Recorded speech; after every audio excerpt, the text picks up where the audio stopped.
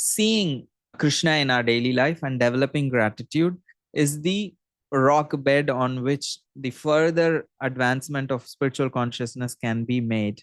So that's why Krishna is saying, okay, here is how you are stuck in the material world, and this is what is material reality. And the first step for you to progress towards spiritual reality is start seeing me, become conscious of me in this world, in your daily life.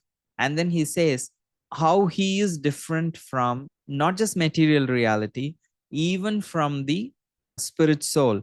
Because a lot of spiritual practitioners may come to the state of saying that I am spiritual, I am different from matter. It is very common. A lot of yogis, a lot of neo yogis, all of them can accept this point that I am not matter, I am spiritual. But what is highly emphasized is not spiritual, that I conception becomes highly emphasized because we come from a egoistic perspective. I becomes big even in the garb of spirituality. So a lot of Advaita and Mayavad philosophers can actually start emphasizing that I too much, instead of that I is actually a small I, and the spiritual is what is big, and my connection with Krishna is supposed to be emphasized. But because of bodily conception and spiritual misconceptions, people can assume that soul as the ultimate spiritual reality. So what Krishna does next is very systematically dismantle that misconception that the soul is the ultimate spiritual reality. He says, no, there are two types of souls. There is fallible souls and there is infallible souls. That means there is conditioned soul and there is liberated soul. The liberated souls are souls who never become actually conditioned. They are infallible. But the conditioned souls, currently, they are conditioned and they have the opportunity to become liberated. However, even when they become liberated, they don't become supreme spirit, because Mayavadi philosophy is currently the Brahman is conditioned, that's what they think we are. And when we become unconditioned and liberated, we become that supreme reality of Brahman, that supreme spiritual reality, which is the misconception of the Mayavadis, Advaita philosophers. And that's what Krishna dismantles very systematically in this section between verses 16 to 18. This is famously called as Trishloki Gita. This is considered as the essence of Veda. So next week we will see it needs full week, at least an hour, to explain those three verses. So Krishna, in short, establishes the Vedanta philosophy. First, he says the soul and the liberated soul, the conditioned soul and the liberated soul, they are different. And I am not just any other liberated soul. I am even different from the liberated soul, because I am that supreme person who maintains everything.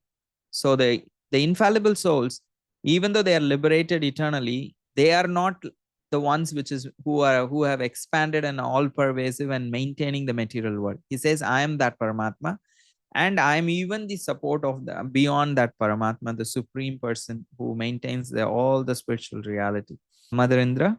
I'm just making sure you're staying at this slide. You're not moving on and we're not seeing that. You're staying here. Yeah. I'm literally just trying to give an overview, which is supposed to be 5 minutes. And I think that's all we will do today. It's 10 a.m. I'm sorry. So after explaining this aspect, that how he is also different from the spirit soul and the liberated souls, then in the last two verses, he explains how he is that Krishna, the supreme personality of Godhead, who is the essence of Vedas, who is to be known by the Vedas. So in this way, he establishes himself the source of spiritual reality and the source behind the spiritual reality and the material reality that is being maintained by him. So he establishes himself as beyond material reality and the basis of and the source of all spiritual reality. So that's the purpose of this particular chapter. And we did see these verses that he explains how the soul is stuck in the bondage. In next 15 or so minutes, we are going to quickly see the section which is from verses 12 to 15, where Krishna explains that how he is the one who is supporting this material reality. He explains himself as the source of the sun, moon, fire. Basically, he starts with the grossest things that we can actually see to the subtler things gradually. If you have Bhagavad Gita that you are able to access, you can take it up and see the translations together of all these verses that we can see in verses 12 to 15, those four verses. The splendor of the sun, which dissipates the darkness of this whole world, comes from me. And the splendor of the moon and the splendor of fire are also from me. Because these eyes are the primary gateways of our knowledge. Though we gather knowledge through all the senses, we are too much dependent on the eyes in the conditioned state. We see whatever we see as reality. So, what is it even that is lighting these eyes that we take too seriously to see reality? That is the actually the splendor of the sun, the light of the moon, and the fire. Without these three sources, what we are so proud of, the eyes, this ability to see, even that does not actually exist. So that's why Krishna begins from the sun and the moon and the fire, because that's what gives the power for the eyes to actually see. And whatever we see, we take it as the immediate reality. And that's why Krishna is beginning from that. And then the next reality that we see is the planet. And he is saying, I enter into each planet, and by my energy, they stay in orbit. We think things are held in position by the law of gravity. He says, I am behind that law. I am the one who designed that law. And then what we are focused is in this consciousness is annamaya. We take food too seriously, and we think food is what is sustaining me. Because we identify with the body, we think without eating I won't live, I won't exist, because there is strong bodily conception. And Krishna says, I am the moon which supplies actually juice to all the life, to all the vegetables, all the food. And then next, what we are so concerned about after we eat is our ability to digest in bodily conception. So in the 14th verse, Krishna speaks, even the fire of digestion that we are dependent upon is actually is coming from Krishna. So because we are so bodily, we are so entrenched in the bodily consciousness, Krishna is addressing these things which are very closely related to bodily conception, so we can understand it very easily. And he also explains how I join with the air of life, outgoing and incoming, because from Annamaya Kosh we go to Pranamaya Kosh. So we think I exist because I breathe. My life airs are the ones which is sustaining me. So Pranamaya and Manomosh, so these things exist. These things are the lower levels of consciousness. So then that's why Krishna is speaking about, I join with the air of life, Pranamaya Kosh, outgoing and incoming, and to digest the four kinds of food stuff that we eat. And then there is Manomaya Kosh. And Krishna is saying that I am seated in everyone's heart. And from me comes remembrance, knowledge, forgetfulness. We are very proud of our ability to think, remember, and all of that Krishna is saying is coming from me. So Annamaya Ko, Manomaya Ko, the knowledge that we get from the Vedas, by all the Vedas, I am to be known. We may become too caught up in the Vedic knowledge and think I am that soul, I am not this, I am not that. And we may become too much caught up in the preliminary knowledge of the Vedas. But Krishna is saying, don't just stop there. I am to be known even by the Vedas. And what to speak of that? I am the compiler of the Veda, I am the knower of the Vedas, and I have given it. So he has addressed all of these lower levels of consciousness. And then he points towards that how the spirit soul is actually is in the next verse. He will point towards the Anandamaya Kosha in saying that there are two classes of beings, the fallible and the infallible. In the material world, every living entity is fallible. In the spiritual world, every living entity is infallible. When we become situated in that higher state of Anaya Kosh, that's where we are existing in the spiritual reality, and eventually we can go to the spiritual world. So this is one way of looking at these verses from 12 to 15, that Krishna is using the lower levels of consciousness that we have. We saw in that in the 13th chapter, we discussed those lower, all five koshas actually. So there is a correlation to those koshas in these verses, because we are in bodily conception. Krishna is gradually building up all those material things that we are actually too much concerned about and worried about and deal with all the time. And he's saying, you can develop gratitude to me. You can become aware of my presence through all of these things. Even when you are in Annamaya Kosh, even when you are in Pranamaya Kosh, even when you are in Manomaya Kosh or Vijnanamaya Kosh, you can become gradually aware of me. And that is why that is how we can actually spiritually advance. And that's the idea. And why Krishna is explaining these verses, because he spoke about the big picture, the material illusion in the first 6 verses. And then he spoke about the personal picture, how we as conditioned souls are stuck in this material reality. Now he is trying to give us how can we see the divine picture within this material reality. How can we actually see his hands in within this material reality? Because we forgetfulness is our disease, and that's what is causing us to suffer in this material world. However, Krishna is helping us remember him by what we can see, what we eat, and what we actually access, the knowledge that we access. All come from him by showing us that he is awakening, trying to awaken gratitude and faith in our hearts. The more and more we awaken gratitude and faith in our hearts, we can overcome the forgetfulness, which is our disease, and we can start seeing Krishna's compassion all around us in all circumstances. So, recognizing his hand, the ability to see his hand in all things, is the beginning of spiritual awakening. What he is actually inviting us to become spiritually awakened in these verses. And please read through the purports. I'm going to just breeze through it. And the sun, the moon, the fire, all the shine and splendor that we experience is all coming from Krishna. And recognizing this is the beginning of Krishna consciousness. And the lights we depend on daily are not independent. They are also dependent on the Supreme Lord's energy. And this is where spiritual vision can actually begin. I am surrounded by so many lights, because Mataji was saying, oh, you're so effulgent. I'm so much dependent on these lights to actually to look good on the camera. You need light on your left, right, before you, top of you, and then you need zoom correction of the lights. All of these things are required to make us like look like bright.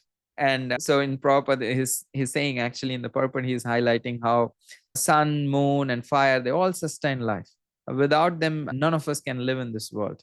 And their brilliance, their ability to give life, and that very thing originates from Krishna's spiritual effort. So understanding this deeply and trying to practice this and becoming aware of this more and more deeply, we can awaken gratitude and God consciousness through this. So, and Prabhupada writes, the splendor of the sun, the splendor of the moon, the splendor of electricity or fire are coming from the Supreme Personality of Godhead. The modern civilization is so enamored with electricity.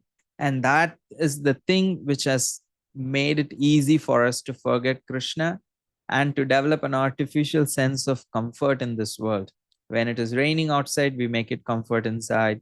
When it is cold outside, we make it warm inside. When it's warm outside, hot outside, when we make it cold inside, we try to forget the nature of this world and become comfortable in this artificial ways because of electricity. And even that electricity is coming from Krishna.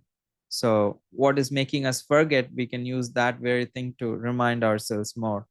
So the power behind the plug, the energy that makes the sun, the shine, the moon glow, and the electricity which help us dazzle in all kinds of lights and appliances, and gives us an artificial sense of control over this world.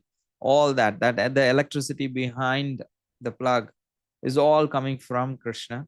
And like a logo on every product reveals its brand, its owner, its origin. Similarly, everything in nature actually carries Krishna's signature. The more and more we train ourselves to see Krishna's signature, we will be able to awaken God consciousness. And in the purport, Prabhupada is saying, if one can understand that the light and the splendor of sun, moon, and fire are emanating from the Supreme Lord, then one's Krishna consciousness will begin. And he says, these are some thoughts to provoke Krishna consciousness in the conditioned soul. Krishna is actually giving these thoughts to provoke Krishna consciousness, to actually ignite Krishna consciousness in us. And also there is a very nice thing. Prabhupada says the living entities are essentially the parts and parcels of the Supreme Lord.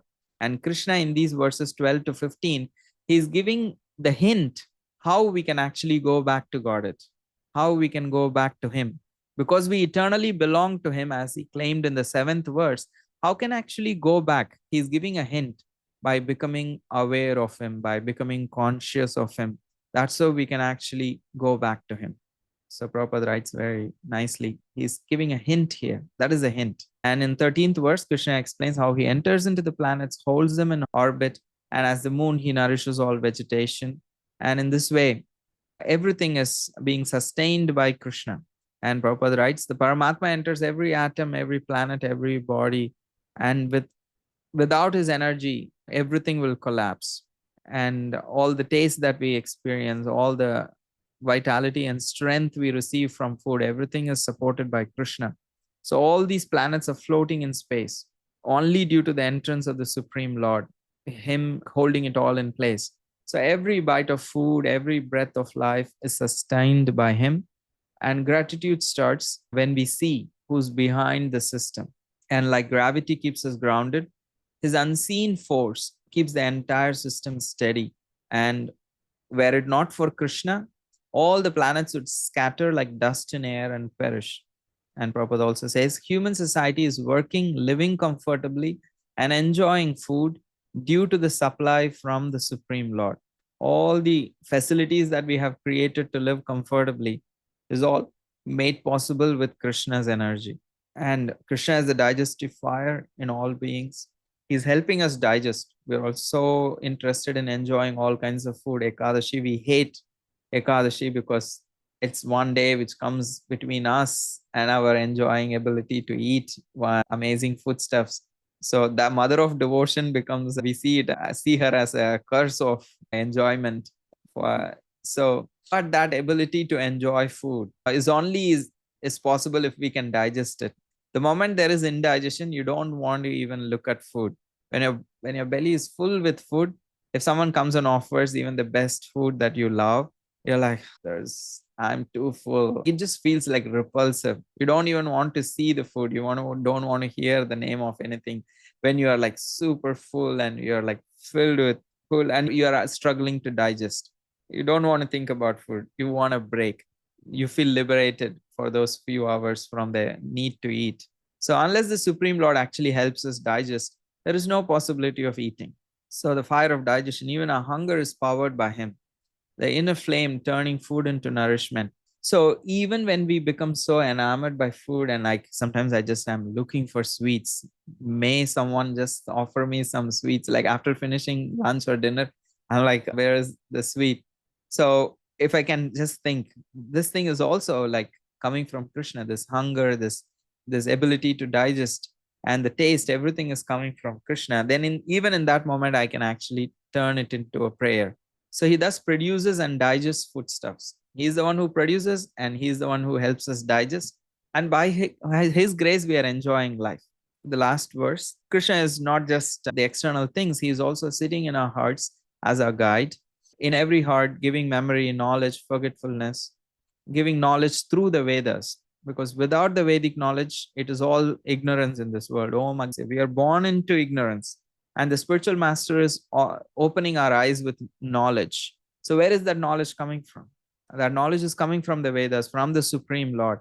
He is the compeller of the knowledge. He is the originator of that knowledge. And He comes again in the form of the teachers to propagate that knowledge, to actually help us understand the knowledge by giving us intelligence and making us remember and also forget. Because if we can forget certain things in life, we'll be too traumatized. And that ability is also He is giving us. So the Paramatma directs each soul according to past karma. And without that, we won't be able to enjoy and remember anything in this world. And Vyasadeva also, as Vyasadeva, as a literary incarnation, he is compiling Vedanta and wrote the Vedanta. And the purpose of all scriptures is to understand and serve Krishna. He is the object of all knowledge to be known through the Vedas. So sometimes we think, oh, I got a great idea. I got a great new idea for new startup idea, something groundbreaking, something changes the world, how it operates. Or sometimes we blank out despite every preparation and every cue card that we have. and the flashes of genius ideas and amazing thoughts that we get, they're all not just random, they're all gifts from the Lord in our heart. So even in our forgetfulness, when we forget, we can see Krishna's compassion surrounding us. We can think, oh, this is also coming from Krishna. I'm not the only doer, I'm dependent doer. So recognizing his hand in all things is the beginning of spiritual awakening. That's what we could do by becoming more and more aware of these things. So he is worshipable not only as the impersonal Brahman, it's a sentence from the purport, the supreme personality of Godhead and the localized Paramatma, but as the form of the incarnation of the Vedas as well. So Krishna is not just the Brahman, not the Paramatma, not Bhagavan. He is also Veda Murti. He is also the incarnation of the Vedas. And in all Vedic literature, the glories of the Supreme Lord are celebrated. So therefore, the purpose of the Vedas is to understand Krishna. So the Vedic literature in which the glories of the Supreme Lord are celebrated, sometimes we can use those same Vedic knowledge to actually go away from Krishna. But Krishna is saying, no, purpose of the Vedas is to understand him. And these are some words from Prabhupada and purport and the summary of the purport. So the lessons we can learn from this section is all related to gratitude. So seeing divine presence in nature, in everyday life, in everything, common thing, can awaken gratitude. And gratitude for those simplest acts and things in our life can actually awaken spiritual awareness. And spiritual life begins when we actually connect the visible with its invisible source. That's what differentiates a spiritualist from a materialist. What we see the visible things, but we see the invisible source behind that visible things. So there are no random acts of kindness. There are no random acts of creation in this world. The more and more we start seeing Krishna, the more and more we can become spiritually awakened. So we can ask ourselves, what's one ordinary thing in my day that suddenly feels sacred when I start seeing it deeper? What's one thing I can choose? What I consider it as ordinary, what can I actually choose for the coming week? This one thing. If we start everything, we will not do anything. If I think, oh, I'll start seeing everything as spiritual, then probably at the end of the week, we'll not consider anything as spiritual. But see one thing at least. Choose one thing, your food, the light, the water, choose one meditation. So it becomes like easy to actually remind ourselves. And how do we listen more to the noise of our, do we listen to the noise of our mind or to the whisper of our conscience, which is there? Every now and then we do hear the voice, but we take things for granted. So what happens, despite having all of this knowledge, Prabhupada books and bhajans and all the spiritual facilities, because we take it for granted, for all practical purposes, we just lose them. Despite having them, it does not change the quality of our consciousness because we take it for granted. So if we can work on these things, we can become more and more aware of Krishna in everything in our lives by starting somewhere. Then we can become actually grateful. And by being grateful, we can get propelled to the next level of a grateful person is a humble person. A grateful person is a tolerant person. A grateful person is a offers respects to others. A grateful person does not expect respect from others. So that gratitude can actually help us chant better and spiritually advance. And that's what Krishna is offering in this section. The summary is, behind every natural power, everything, lies a personal divine source. What seems very ordinary, like the food, like the light, like the ability to think, is sacred when we can see that as Krishna's energy. And he's not distant. If we develop the ability, we can always be Krishna conscious. And real wisdom begins when we actually recognize his presence in every function of life. And that gratitude is what Krishna trying to awaken in our hearts, because the conditioned soul is naturally ungrateful. That is our problem. And the more and more we become grateful, we will be able to become more Krishna conscious. It may seem like a silly question, but anyway. So about when we combine the fact that we misuse whatever little independence we have with the fact that Krishna is the digestive fire, then although we can misuse this and this independence to eat mud, we know that we won't be able to digest it, or rather, Krishna, the fire won't digest it. So then, why is it that we still misuse the power and eat meat and still are able to digest it? No, the ability to digest is there. Krishna will not be responsible for what we choose to eat. But it won't digest anyway, isn't it? If I eat mud, it won't digest and I'll fall sick. So then wouldn't it be better if the ability to digest meat is also not there? Like the fire doesn't support it. Means it seems to support. Yes, that's what I'm asking. So then why? Oh, Krishna has given the ability. How we want to choose is our personal choice. Means it's not that like what the ability what he has given is to digest food in general. But the But there are ability some depends on the fire, isn't uh, it? huh? The ability depends on the fire, isn't it? Okay. No, what is the underlying emotion? What is your question? Where is it coming from?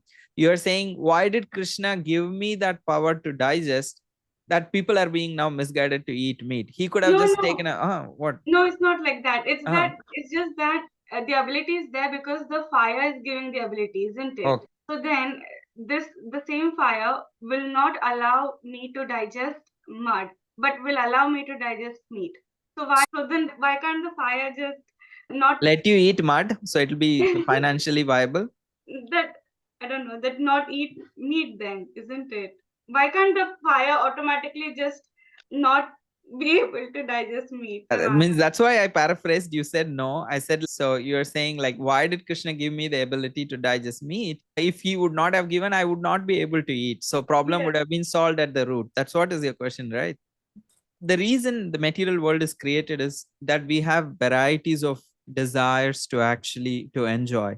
And that is why different kinds of bodies and tendencies and everything is there.